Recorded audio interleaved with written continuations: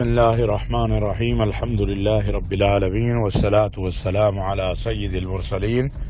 وعلی آلہ واصحابہ اجمعین۔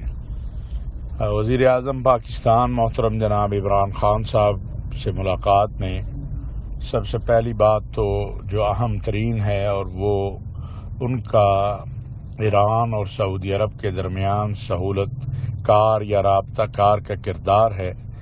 میں سمجھتا ہوں جس کی اس وقت سب سے زیادہ ضرورت امت مسلمہ کو ہے کہ امت کے مسائل حل ہوں، اور عمران خان صاحب یہ درد رکھتے ہیں کہ سعودی عرب امت مسلمہ کی وحدت اور اتحاد کا مرکز ہے، اور سعودی عرب کو کمزور کرنے کی جو سازشیں ہو رہی ہیں انہیں بہر صورت ناکام بنانا ہے۔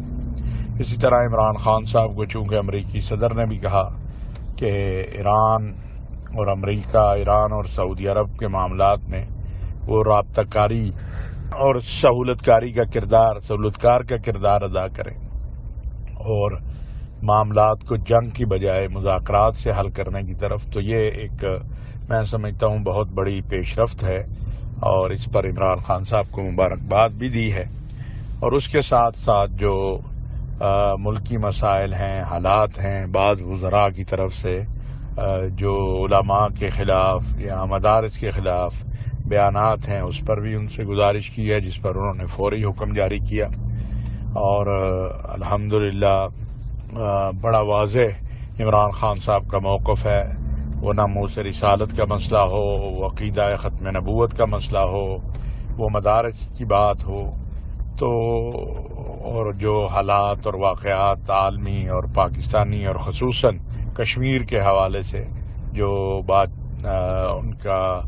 ایک سوچ ہے کہ مظلوم کشمیریوں کے لیے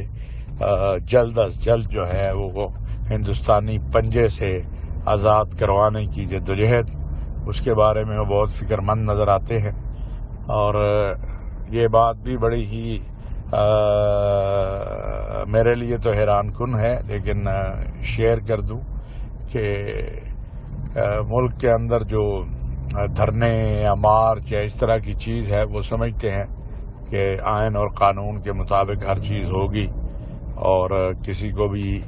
ملک کے جو قانون ہے، آئین ہے، اس سے نہیں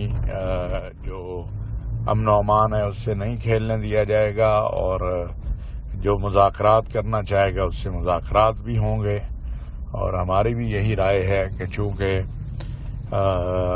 مسائل کو باہمی مذاکرات سے حل ہونا چاہیے، تو اس پر بہرحال ابھی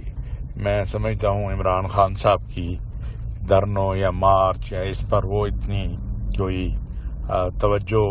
نہیں ہے، ان کی توجہ دیگر مسائل پر ہے، اور وہ یہ سمجھتے ہیں کہ یہ روٹین کے معاملات ہیں، ان کو روٹین سے حل کر لیا جائے گا۔